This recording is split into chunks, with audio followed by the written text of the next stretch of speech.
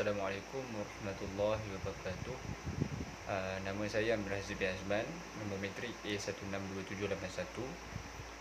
Baik, pada hari ini saya akan membentangkan atau ingin berkongsi tentang ulasan berdasarkan tugasan subjek golongan menyeleweng, yang di mana kumpulan kami telah memilih golongan Syiah sebagai tajuk utama kami dalam tugasan golongan menyeleweng ini.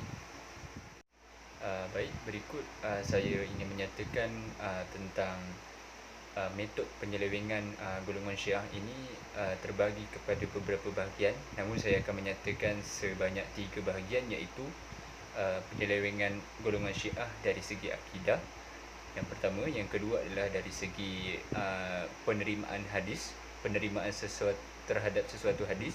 Kemudian yang ketiga adalah tentang metod penyelewengan dari segi mensyarahkan sesebuah hadis.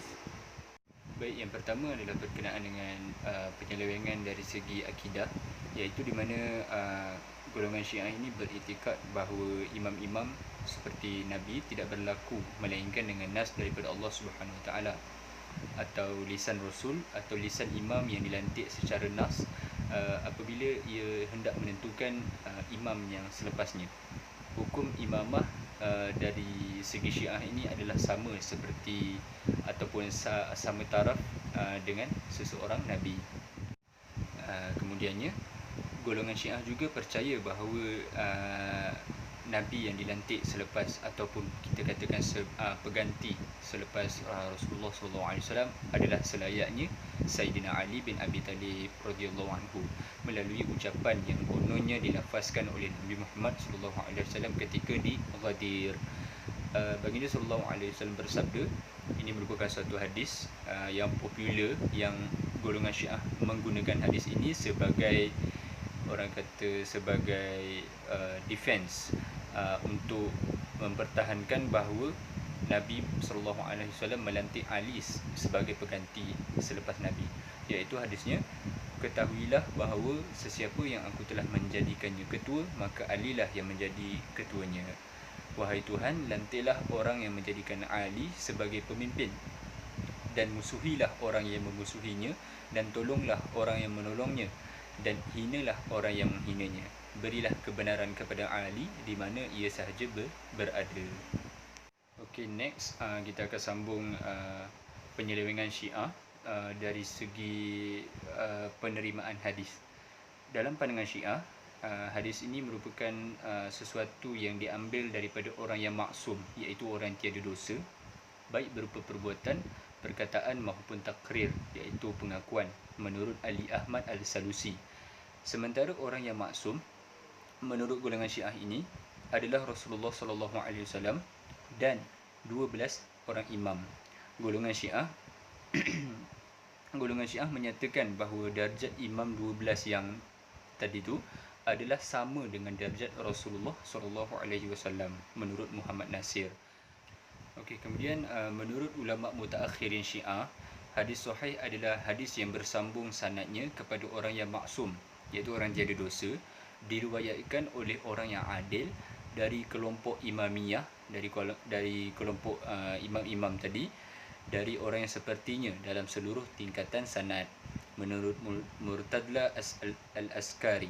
Berdasarkan definisi-definisi itu, maka yang menjadi kriteria kesahihan sesebuah hadis bagi kelompok Syiah ini dapat dirangkumi sebagai berikut. Yang pertama, sanadnya bersambung kepada Nabi SAW atau imam maksum.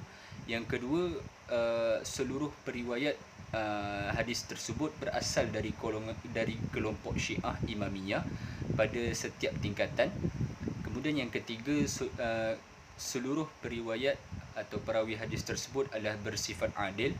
Yang keempat, seluruh perawi hadis tersebut bersifat dhabit. Dan yang kelima, terhindar dari kejanggalan ataupun kita katakan sebagai syadz.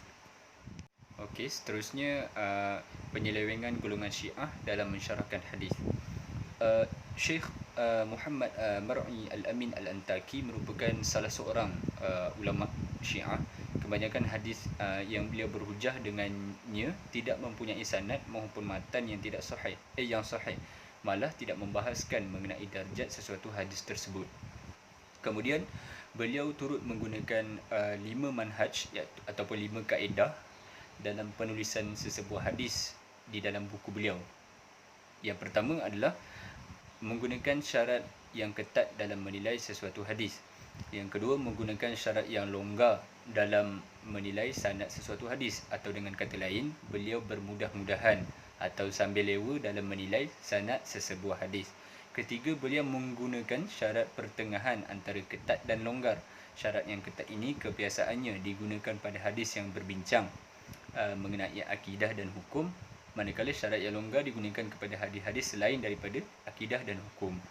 Keempat, mengeluarkan hadis seperti mana yang telah dinyatakan dalam manhaj 1, 2 dan 3 dengan cara menyemak semula hadis tersebut dan diterangkan darjatnya, manakala manhaj kelima pula yang terakhir adalah mengeluarkan hadis seperti mana yang telah dinyatakan dalam manhaj 1, 2 dan 3, tetapi tidak boleh disemak semula darjat hadis tersebut, menurut Ma'afi Hussein dan Muhammad Arif Nazri. Okey, sekarang ni saya akan menjelaskan tentang hadis yang di mana golongan Syiah sangat mempertahankan hadis ini, iaitu hadis Ghadir Khum, yang di mana takhrij hadis ini adalah daripada Musnad Imam Ahmad bin Hanbal, kitab Musnad penduduk Kufah, dan juga bab hadis Al-Bara' bin Azib radhiyallahu anhu. Walau bagaimanapun, hadis ini hakikatnya terdapat juga dalam riwayat Ibnu Majah dan mempunyai banyak perawi yang lain yang meriwayatkan hadis ini. Okey, sekarang ni saya akan menyatakan pemahaman hadis tadi versi Syiah, di mana pemahaman orang Syiah terhadap hadis yang man kunta maulahu fa alayya maulahu. Hadis Ghadir Khum ini sangat popular di kalangan Syiah sebagai dalil Ali radhiyallahu anhu adalah sebagai khalifah pengganti kepada Rasulullah sallallahu alaihi wasallam, sampai seorang ulama kontemporari iaitu Abdul Hasan Umaini dari Syiah mengarang sebuah kitab berjudul Al-Ghadir fil Kitab wa Sunnah wal Adab sebanyak 6 jilid. Di Ghadir Khum ini, menurut versi Syiah, Nabi menyampaikan salah satu risalah wahyu sesuai yang diamanahkan oleh Allah dalam surah Al-Maidah ayat 67. Menurut kalangan Syiah, ayat ini turun setelah Nabi SAW menyebutkan hadis man kunta maulahu fa alayya maulahu ini. Lebih lanjut, Al-Majlisi dalam Biharu Anwar juga memberi komen tentang hadis Ghadir, di mana ketika itu kaum muslimin berkumpul dan Nabi SAW bersabda, "Wahai manusia, bukankah aku lebih utama bagi seorang mukmin daripada dirinya sendiri?" Lalu mereka menjawab, "Benar wahai Rasulullah." Kemudian Nabi melanjutkan, "Man kunta maulahu fa alayya maulahu." Dan menurut mereka, setelah Allah Ta'ala menurunkan wahyu terakhir, iaitu Al-yawma akmaltu lakum ila akhir al-ayah, maka Rasulullah SAW mengatakan, Allah Maha Besar yang telah menyempurnakan agama dan memilih Ali sebagai pemimpin setelahku. Kemudian Tibrisi di dalam A'lam Wara halaman 169 hingga 170 memberikan asbab urut sebab turunnya hadis ini, yang tak lain tak bukan adalah Imam Ali setelah Nabi SAW. Kerana tidak mungkin memberikan makna kenabian, maka yang paling tepat adalah imam. Walaupun ada sebahagian kalangan Syiah yang menganggap Ali ini satu darjat atau sama darjat, sama taraf dengan Nabi SAW. Dalam konsep Syiah, hadis Ghadir ini tidak hairan lagi kerana ia menjadi pegangan utama mereka dalam memberikan hak khilafah wajib kepada Ali bin Abi Talib. Kerana menurut mereka sangat jelas sabda Nabi SAW yang mengatakan bahawa sesiapa yang menganggap aku sebagai maulah, iaitu pemimpin, maka Imam Ali adalah pemimpin selepasnya. Kepemimpinan Imam Ali setelah Nabi SAW dan keturunannya menurut Syiah tidak boleh diingkari dan menjadi hak utama. Di dalam Abhal Madad fi Syarah Ulama Baghdad disebutkan wajibnya hak-hak tersebut ditunaikan dan menjadi akidah umat Islam. Baiklah, itu sahaja daripada saya berkenaan dengan metod penyelewengan golongan Syiah dan juga berkenaan dengan hadis Ghadir Khum, iaitu hadis yang popular di dalam kalangan Syiah bahawa Nabi SAW berkata Ali merupakan pengganti selepas Nabi. Sekian sahaja daripada saya. Assalamualaikum warahmatullahi wabarakatuh dan terima kasih.